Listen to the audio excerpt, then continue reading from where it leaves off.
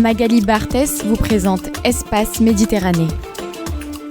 Comment un si petit groupe humain peut-il constituer l'obsession de centaines de millions d'individus ? Aujourd'hui, dans l'émission Méditerranée, je vous propose d'écouter la docteure en psychanalyse et essayiste Brigitte Stora, auteure du livre L'antisémitisme, meurtre intime, paru en mars 2024 aux éditions Le Bord de l'eau. Cette interview est la version longue de celle diffusée il y a quelques jours dans l'Instant Mag. Brigitte Stora, bonjour. Bonjour. Vous êtes docteur en psychanalyste et essayiste et vous êtes l'auteur du livre Antisémitisme, un meurtre intime, paru en mars 2024 aux éditions Le Bord de l'eau.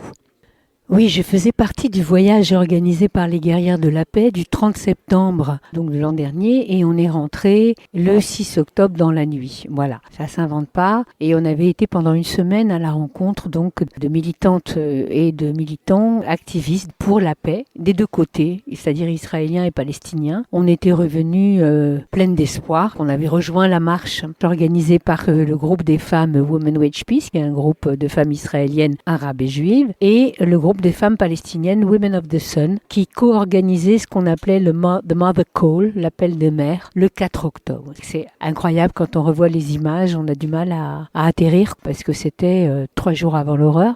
On est revenu et du coup on essaie de continuer à être fidèle à la mémoire de ces gens. Certains ont disparu comme notre regrettée Viviane Silver, d'autres ont vécu des deuils épouvantables des deux côtés. Et on essaie d'être juste fidèle à cette mémoire en essayant de porter cette voix qui est quand même très peu audible et qui dit que l'autre existe et qu'on ne peut pas l'éliminer. On a beaucoup écrit sur l'antisémitisme, mais si vous avez ressenti le besoin de vous exprimer après les effroyables pogroms du 7 octobre, c'est peut-être aussi parce que si les causes de l'antisémitisme n'ont rien de nouveau, c'est son expression qui, en revanche, est décuplée. Alors ce livre est issu de ma thèse universitaire que j'avais présentée en septembre 2021, donc bien avant le 7 octobre. Et puis j'avais fait un premier livre, Que sont mes amis devenus, en 2016, qui racontait déjà la grande solitude juive par rapport à une forme d'abandon que je ressentais notamment en tant que femme de gauche que j'étais et que je suis toujours. La réflexion sur l'antisémitisme, ça fait longtemps qu'elle est là, elle part d'une énigme. Comment se fait-il que malgré la Shoah, le discours qui l'avait permis est aujourd'hui strictement le même? Comment un peuple fort de 14 millions d'âmes peut-il continuer à susciter des passions aussi puissantes de la part de centaines de millions d'individus? Pourquoi le nom d'Israël, qui est aussi le nom du peuple juif historiquement, on parlait d'Israël bien avant la création de l'État du même nom, comment ce nom d'Israël est un objet de haine et de fixation pour des groupes aussi divers que les suprémacistes blancs, les suprémacistes noirs, les islamistes, les nostalgiques de la Grande Russie, etc., etc. On sait que pour ces gens-là, c'est rarement la compassion avec les Palestiniens qui guide leur passion. De cette passion, qu'est-ce que c'est? Et donc j'ai réfléchi, j'ai travaillé. L'antisémitisme, il n'y en a qu'un. Il n'y a pas de nouveau, il n'y a pas d'ancien, il n'y en a pas un de gauche, un de droite. L'antisémitisme dit toujours la même chose. Il dit que les juifs sont à une place qui n'est pas la leur. Et il dit qu'il faut les déloger de cette place d'où ils dominent le monde, qu'il y a un grand complot, une conspiration juive, etc. C'est toujours le discours de la grande menace, de la spoliation. Je parle de spoliation, évidemment. On ne peut que retomber sur la matrice de l'antisémitisme, qui est l'antijudaïsme chrétien. Il y a un peuple coupable à l'origine, et ça, c'est une théologie, mais aussi une civilisation qu'il a mis en œuvre. Il y a un grand coupable qui est un coupable intime, d'une certaine manière, puisqu'il est à l'origine de cette civilisation. La place indûment prise par les Juifs, c'est le peuple élu, évidemment. Et il faut être à l'intérieur de cette histoire pour penser que les Juifs sont le peuple élu. Comprenez que pour les bouddhistes, les hindouistes, c'est pas le sujet. Ils ont un Dieu d'Israël qui les a élus très très bien. Donc il y a cette histoire qui est quand même une vision du monde et qui continue à se décliner. Donc si on est à droite, on va parler des judéo-bolcheviques autrefois ou aujourd'hui, les auteurs du Grand Remplacement. Si on est de gauche, on va parler de Rothschild, ou aujourd'hui encore Rothschild d'ailleurs, bien qu'il soit soit à la 2000e place des banques dans le monde, ou bien la finance internationale, mais c'est toujours la même idée d'une grande menace. Et donc je propose déjà d'analyser, de comprendre que ce discours-là, c'est le discours qui était à l'origine de l'extermination et qu'il se redéploie comme s'il n'avait pas déjà servi à l'image des protocoles des sages de Sion. Un best-seller mondial. Il a servi de livre de chevet à Hitler. Aujourd'hui, les islamistes se réclament des protocoles, bien plus que des versets du Coran. Vous dites que l'antisémitisme est d'abord le refus de l'autre dans sa singularité, et pourtant, à l'origine, il n'y avait que des juifs, et dans la tradition juive, le fait d'être élu ne conduit pas à l'arrogance, mais plutôt à l'humilité. L'antisémite ne serait-il pas aussi schizophrène ? Vous savez, c'est les phrases de Sartre qui sont très belles, qui sont ses réflexions sur la question juive, où on lui a d'ailleurs reproché de ne pas complètement saisir ce qu'était le juif et les juifs et le judaïsme, c'est vrai, mais il a parfaitement saisi ce qu'était l'antisémite. Il dit c'est un homme qui a peur de sa responsabilité, de la liberté, de tout ce qui fait la condition humaine. C'est un homme qui vise à une totalité, à un monde inentamé. Et les Juifs apparaissent dans sa tête comme les auteurs, si vous voulez, de la division. C'est ceux qui n'ont pas communié, qui ont un nom coupable, singulier. Donc à l'époque, on disait les fauteurs de guerre, aujourd'hui encore plus. Il y a toujours cette idée d'un peuple coupable. Est-ce qu'il est schizophrène, l'antisémite ? Très probablement, parce que le judaïsme est à l'origine. Vous savez, il y a la fameuse phrase de Frantz Fanon qui disait, quand on entend dire du mal des Juifs, dressez l'oreille, on parle de vous. Je crois que là, il avait tout compris de ce que ça veut dire l'altérité en soi. Lui, un homme noir, comprenait que quand on parle des Juifs, on parle de nous. Et c'est valable pour tout autre, toujours. Vous vous demandez comment un si petit groupe humain peut constituer l'obsession de centaines de millions d'individus. Derrière cette haine se cache peut-être aussi une fascination qui ne dit pas son nom, car la transmission de l'histoire des Hébreux est fascinante, elle est à la base de notre civilisation monothéiste. Alors la transmission de cette histoire et de leur souffrance ne serait-elle pas le meilleur moyen de lutter contre l'antisémitisme, puisqu'il vient souvent de populations issues de religions monothéistes abrahamiques ? La question de la transmission et de la filiation est importante. D'ailleurs, il faut quand même dire un mot. Autant je pense que l'Église est très largement responsable de cette vision du monde, d'un peuple coupable. À l'origine, je rappelle que Jésus est juif, ses compères, les apôtres, sont juifs. Le seul qui demeure juif dans cette histoire, dans l'imaginaire, c'est Judas qui va donner son nom aux Juifs parce que Judas a trahi. C'est quand même quelque chose qui va revenir régulièrement, même dans l'antisémitisme très matérialiste, on va dire, des staliniens. En Union soviétique, on parlait de Slansky en disant c'est un Judas. On parlait de Salomon Miroels, le président du théâtre juif de Moscou, comme un Judas vendu. Donc c'est toujours le même imaginaire. Mais ce qu'il faut dire quand même, c'est que l'Église elle-même et les chrétiens ont fait un travail de repentance, un travail de responsabilité. Il y a eu Vatican II, il y a eu des gestes très importants des papes, Pape François, synagogue de Rome. Enfin, il y a eu une reconnaissance. Et d'ailleurs, je crois que c'est lui qui disait Jésus était juif, les Juifs sont nos frères, sont nos aînés, et c'est-à-dire qu'il reconnaissait en même temps la faute de l'Église par rapport à l'antijudaïsme, il réparait précisément en remettant la transmission et ce lien. Aujourd'hui, je ne pense pas qu'on apprenne la haine des Juifs dans les catéchismes, en France en tout cas. En revanche, ceux qui sont hors de cette tradition, tout en ne l'étant pas, ceux-là sont encore travaillés à leur insu par des choses dont ils n'ont peut-être même pas conscience et surtout dont ils ne croient pas avoir besoin de rendre des comptes. Il y a eu certes une repentance de l'Église, mais il est aussi difficile d'effacer des siècles d'antijudaïsme et surtout que cela a été légitimé par la plus grande des institutions. Oui, bien sûr, c'est Jules Isaac qui l'écrit très bien. À travers des siècles, l'enseignement du mépris a été entendu et déposé sur les cœurs innocents des enfants. Il y a cette phrase très très belle pour dire que pendant des siècles et sur des générations, on a entendu la même chose. Donc évidemment, l'image du juif comme peuple coupable déicide, c'est quand même la plus grande accusation qu'on puisse faire. Ça s'est déposé, donc ça a été ensuite réactivé à chaque fois. Bien sûr qu'il y avait beaucoup de dirigeants bolcheviques qui étaient juifs, bien sûr qu'il y avait quelques banquiers juifs, bien sûr qu'aujourd'hui le gouvernement israélien est par bien des aspects condamnables. Il n'y a pas une innocence juive à opposer à l'idée de la culpabilité originelle. Les juifs sont des gens comme les autres. Mais il y a toujours un nouveau motif pour dire soit ils sont coupables, soit ils le sont cette fois-ci vraiment. C'est un peu ça aussi l'antisémitisme. Son renouveau, c'est une manière de renouveler en réalité la vieille accusation. Mais la vieille accusation demeure. L'antisémitisme est d'autant plus fort en France et dans le monde que nous évoluons dans une époque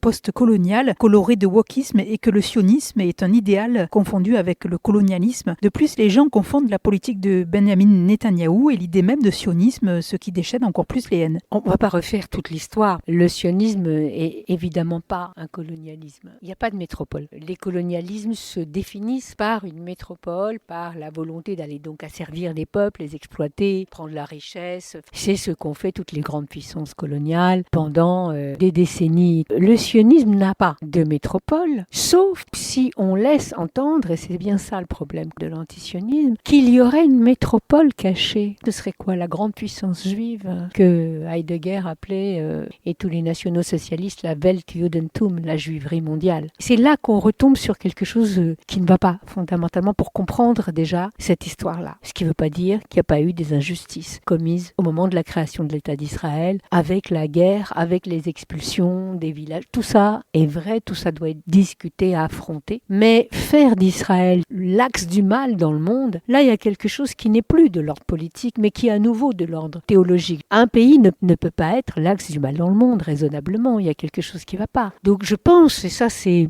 ce que j'explique notamment dans mon livre par rapport à la question de la dette, je pense qu'il y a dans la volonté de faire porter à Israël et au peuple juif les péchés, d'une certaine manière, de l'Occident. Parce que le peuple juif, disons, a été vomi par l'Occident, d'accord ? C'était pas la pointe avancée. Donc lui faire porter le crime de l'apartheid, qui a été pour nous, bien sûr, le summum de l'oppression raciste, etc., le crime du colonialisme, voire du nazisme. On continue de nazifier Israël. C'est une manière d'effacer des dettes. C'est-à-dire c'est une projection, comprenez ?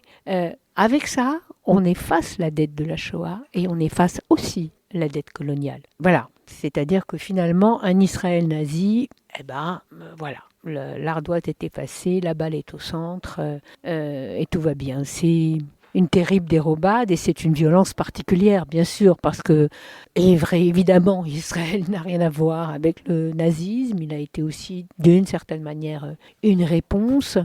Le gouvernement de Netanyahou, que personnellement j'abhorre, ne peut pas être comparé toutefois aux nationaux socialistes. Et surtout, le drame des Palestiniens est suffisamment important, à mon avis, pour n'avoir pas besoin d'être référé à autre chose. Vous voyez ce que je veux dire ? C'est-à-dire qu'en le référant tout le temps à la Shoah, on est en train de dire qu'il n'existe pas en tant que tel. Et c'est bien ça le problème. C'est qu'à chaque fois qu'on parle de la Shoah, on relativise la Shoah, mais on relativise aussi les drames et les crimes réels qui lui sont comparés. Vous vous définissez comme une femme juive de gauche. Alors j'imagine votre malaise, d'autant que la virulence de l'antisémitisme s'exprime aussi aujourd'hui beaucoup à gauche, venant de responsables politiques qui, en maniant le verbe avec brio, sont devenus les alliés objectifs des extrémistes qui s'appuient sur leurs propos pour légitimer les propos les plus abjects. Alors, je suis de gauche et je resterai de gauche. Et il n'y a aucun édit d'expulsion venu de je ne sais qui m'empêchera d'être toujours antiraciste, d'être pour la justice sociale, d'être pour le droit à la santé, à la culture, à l'égalité homme-femme, etc. Donc ça, c'est une chose qui constitue mon ADN, mon histoire aussi. Mais encore une fois, quand on disait l'antisémitisme s'allie et détruit celui qui le porte. Quand la gauche consent à l'antisémitisme, elle n'est plus de gauche. D'accord ? Ceux qui font assaut de petites phrases, etc., ne sont plus de gauche. Ils mettent en avant le conspirationnisme à la place de l'action politique, du syndicalisme, etc. Ils mettent en avant, encore une fois, un peuple coupable, etc. Ils font référence à la haine plutôt qu'à la révolte. On pense à Camus, l'homme révolté. Bref, ces gens-là font du mal aux Juifs, mais abîment profondément la gauche. Donc il y a Une gauche qui, lorsqu'elle consent à l'antisémitisme, ne peut plus se prétendre de la gauche, de l'émancipation. Et d'ailleurs, dans notre histoire en France, ça a été une ligne de partage avec l'affaire Dreyfus quand même, où la gauche, en sauvant l'honneur d'un capitaine bafoué, accusé à tort, a sauvé aussi ses propres valeurs. C'est cette gauche-là dont je me réclame et c'est elle que j'espère voir renaître de ses cendres. Quel est le regard de la psychanalyste sur l'antisémitisme ? Il est intéressant de comprendre les causes profondes de l'antisémitisme, mais il ne doit pas non plus se réduire à un objet d'étude jusqu'à explorer l'inconscient, car l'antisémitisme est bel et bien un délit. La psychanalyse pense l'altérité comme la pensée juive et comme le récit biblique. Cette idée que l'autre est en réalité en soi. Vous savez, dans la Bible, il est dit 36 fois. Tu te souviendras que tu as été étranger en terre d'Égypte. C'est vraiment, ça ressemble un peu à la phrase de Fanon dont on parlait tout à l'heure, c'est vraiment qu'on a un autre en soi, voilà, qu'il faut reconnaître pour devenir quelqu'un, pour aller vite. C'est cette dimension, moi, qui m'a semblé intéressante, c'est-à-dire que l'antisémite est l'homme du ressentiment, c'est-à-dire du repli sur soi. Il est incapable de devenir. Il ne veut pas se laisser contaminer par autrui, par une altérité qui viendrait l'entamer. Mais ça, c'est valable pour la haine envers les juifs, comme la haine envers les femmes ou la haine raciste. C'est toujours le même fonctionnement qu'on peut voir. On pense aux talibans, par exemple, qui n'ont rien d'autre à faire que de voiler des petites filles, que de museler les femmes. Ils ont quoi avec les femmes ? On a juste envie de leur dire, mais vous avez quoi ? C'est quoi le problème ? Ils sont obsédés par leur propre désir des femmes, par leur incapacité à accepter peut-être la part féminine en eux. Enfin, vous voyez, bon, c'est cette histoire-là, si vous voulez, qui est... voilà, la psychanalyse m'a permis de croiser plusieurs domaines. Là-dessus, on va dire que je me réclame un petit peu de l'école de Francfort, de la pensée critique, etc., de tous ces penseurs qui ont croisé plusieurs dimensions. Parce que pour comprendre le monde, bien sûr qu'il faut comprendre les conditions économiques, etc. Et le marxisme apporte, à mon avis, de très très intéressantes réponses. Mais il y a des conditions psychiques aussi, qui font qu'on peut accepter le fascisme à un moment donné, qui fait que l'autre, tout à coup, n'est pas la promesse dont parle Fanon ou la Bible, mais devient la menace. Vous voyez ? Ça aussi, c'est lié aux conditions, à toutes les autres conditions historiques, économiques. Quand il n'y a plus d'horizon, d'émancipation, les Juifs sont en danger. Eh bien, merci beaucoup Brigitte Stora pour cette interview. Donc, je rappelle le titre de votre livre, L'antisémitisme, un meurtre intime, aux éditions Le Bordelot. Merci à vous. Magali Barthès vous présente Espace Méditerranée.